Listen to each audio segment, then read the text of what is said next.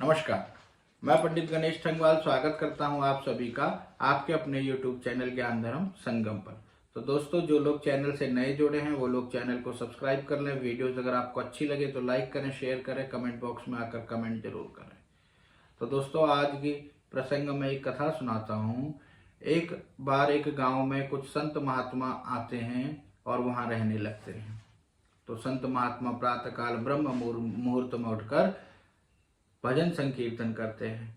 और जब भजन संकीर्तन करते हैं तो इससे जो हरि प्रेमी होते हैं उनके साथ जुड़ने लगते हैं। तो इस प्रकार से काफ़ी लोग उनके साथ जुड़ने लगते हैं।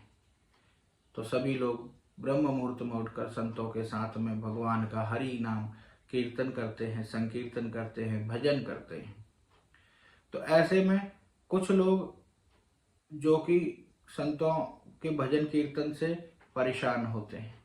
तो ऐसा ही एक परेशान व्यक्ति एक बार संतों के पास में शिकायत लेकर आता है कि महात्मन, आप लोग सुबह सुबह ब्रह्म मुहूर्त में 4 बजे उठकर भगवान का भजन इत्यादि करने लगते हैं, ढोल हारमोनियम इत्यादि बजाने, वाद्य यंत्र बजाने लगते हैं। इससे हमारी नींद खराब होती है, हमारा काम करने का मन नहीं करता।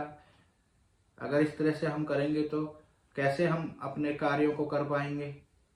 इस प्रकार की बहुत सारी अनेक शिकायतें महात्मा उनसे कहने लगते हैं। तो महात्मा उनको बताते हैं कि भाई, ये तो पुण्य का काम है भजन संकीर्तन करना, और आप कार्यों के लिए इतने व्यथित ना हो। अगर आप भी भजन कीर्तन करने की आदत डालेंगे तो आप भी कार्यों को समय पर कर पाएंगे। तो परेशान व्यक्ति कहने लगता है कि भाई, भजन संकीर्तन हम करेंगे तो हम काम काज को छोड़ देंगे, तो हमें भोजन की प्राप्ति कहाँ से होगी, भोजन की व्यवस्था हमारे लिए कौन करता है। तो कहता है कि जो हमारे लिए भोजन की व्यवस्था करता है वो आपके लिए भी भोजन की व्यवस्था करेगा। ऐसा संत महात्मा परेशान व्यक्ति से कहते हैं। परेशान व्यक्ति, तो आपके लिए भोजन की व्यवस्था कौन करता है, आपको कौन खाना खिलाता है। बोलते हैं कि हमें तो भगवान ही हमारे खाने की व्यवस्था करते हैं, भगवान ही हमको खाना खिलाते हैं। तो बोलते हैं कि भगवान आपको कैसे खाना खिलाते हैं, भगवान थोड़ी कोई आते हैं कि आपको आएंगे और खाना खिलाएंगे। बोले कि नहीं, भगवान ही सबको खाना खिलाते हैं, हमको भी और आपको भी। माध्यम अलग अलग हो सकता है, लेकिन भोजन की जो प्राप्ति होती है वो भगवान ही आपको कराते हैं। तो परेशान व्यक्ति कहता है, मैं इस तरह की बातों को नहीं मानता हूँ। तो बोलते कि आप माने या ना माने, परंतु भोजन की प्राप्ति तो भगवान ही करवाते हैं। जब इस तरह की एक वार्ता तर्क परेशान व्यक्ति और महात्मा के बीच में चलने लगता है, तो परेशान व्यक्ति कहने लगता है कि अगर भगवान सच में भोजन की व्यवस्था करते हैं, अगर मैं नहीं खाऊंगा तो क्या भगवान मुझको जबरदस्ती खाना खिलाएंगे। कैसे भगवान खिलाएंगे, खाना तो मुझे खुद ही पड़ेगा, काम तो मुझे खुद ही करने पड़ेंगे। तो महात्मन कहते हैं कि अगर भगवान में विश्वास हो तो आपको भगवान ही खाना खिलाएंगे, आप ना भी खाना चाहो तो भी आपको भगवान खिलाएंगे। तो जब इस प्रकार की बात होती है तो वो परेशान व्यक्ति कहने लगता है कि अच्छा चलो, मैं आपकी बात को मान जाऊंगा यदि अगले 24 घंटे में तुम्हारे भगवान आकर मुझे भोजन कराएं। तो महात्मन कहते हैं ठीक है, 24 घंटों के अंदर में मेरा ऐसा पूरा विश्वास है कि भगवान आपको अवश्य ही भोजन कराएंगे। तो इस प्रकार की बातों को सुनने के बाद में परेशान व्यक्ति सोचता है कि यार, भोजन कराएंगे, अगर यहीं घर पर ही रहूंगा तो कोई ना कोई गांव वाला आकर मुझे भोजन करने के लिए कहेगा, संत महात्मा किसी न किसी को भेज देंगे जो मुझे भोजन करा देगा। तो इस प्रकार से एक घने जंगल में चला जाता है, ऐसे स्थान पर चला जाता है जहाँ पर कोई पशु पक्षी इत्यादि भी नहीं होता है।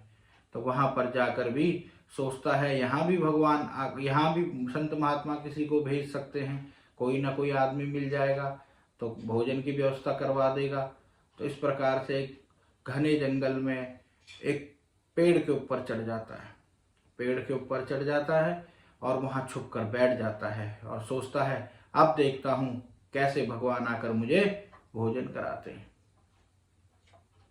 प्रभु की लीला कहें या संतों का विश्वास, वहीं उसी वृक्ष के नीचे कुछ आदिवासी लोग आते हैं और वह अपने भोजन की व्यवस्था वहाँ करने लगते हैं।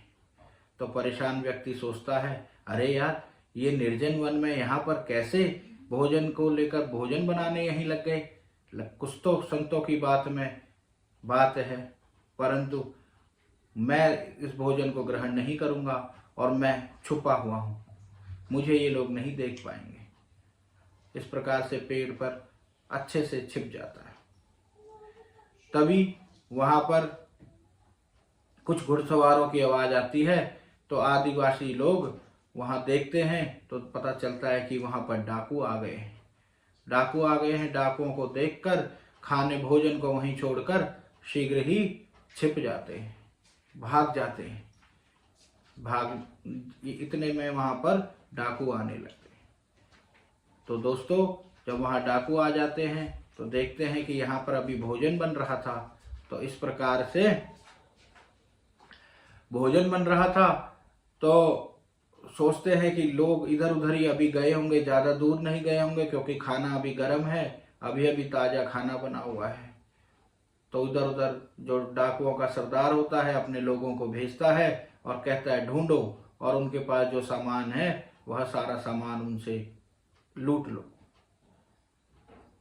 परेशान व्यक्ति सोचता है, यार कहाँ संतों के कारण मैं यहाँ फंस गया हूँ। इस प्रकार की बात जब सुनता है तो अत्यंत ही दुखी होता है। सभी लोग और अच्छे से छिप जाता है कि डाकू भी मुझे ना देख ले। इस पर चारों तरफ डाकुओं के साथी जो थे देख कर आते हैं, कहीं उनको कोई व्यक्ति नहीं मिलता है। तो डाकू कई दिन से भूखे होते हैं। तो कहते हैं, सरदार बहुत ही अच्छा भोजन बना हुआ है, क्या इसको हम खा लें? तो सरदार कहता है कि चलो खाने लगते हैं। इतने में एक डाकू कहता है कि हम इस खाने को नहीं खा सकते, क्योंकि अगर हो सकता है ये कोई दुश्मनों की चाल हो और इसमें जो है विष मिलाया हुआ हो। तो इस प्रकार से कहते हैं कि हाँ, बात तो आपकी सही है। तो कहते हैं कि क्या करें?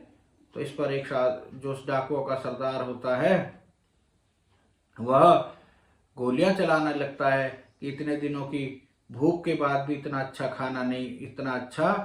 खाना मिला, परंतु वह भी हमको नसीब नहीं हो रहा, उसको भी हम नहीं खा पा रहे हैं।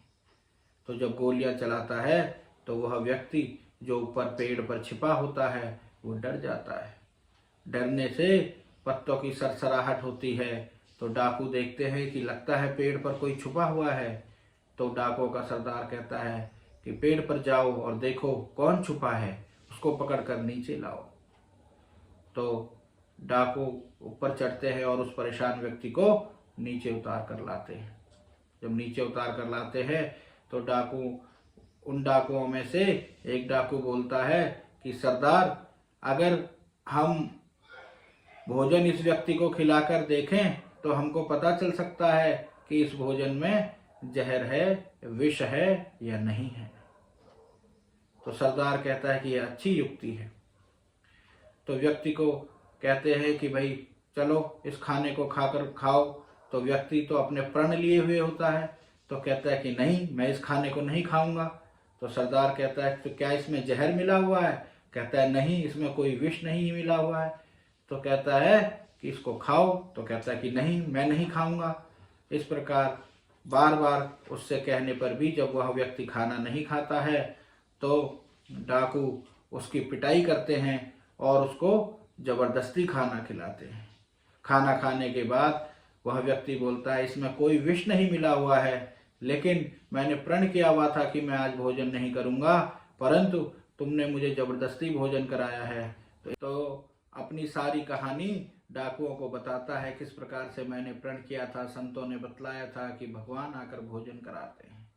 इस बात से डाकू भी और वह परेशान व्यक्ति भी संतों के पास में जाते हैं और संतों को प्रणाम करने लगते हैं और कहते हैं कि सही है कि हमारे भोजन की व्यवस्था भगवान ही करते हैं। तो संत महात्मा पूछते हैं, तो भाई कैसे आपको प्रतीत हुआ, क्या समझ में आई बात? तो परेशान व्यक्ति कहता है कि भगवान हमको भोजन तो कराते हैं, परंतु यदि अगर हम उस भोजन को ना करें तो भगवान हमें मार मार के वह भोजन खिलाते हैं।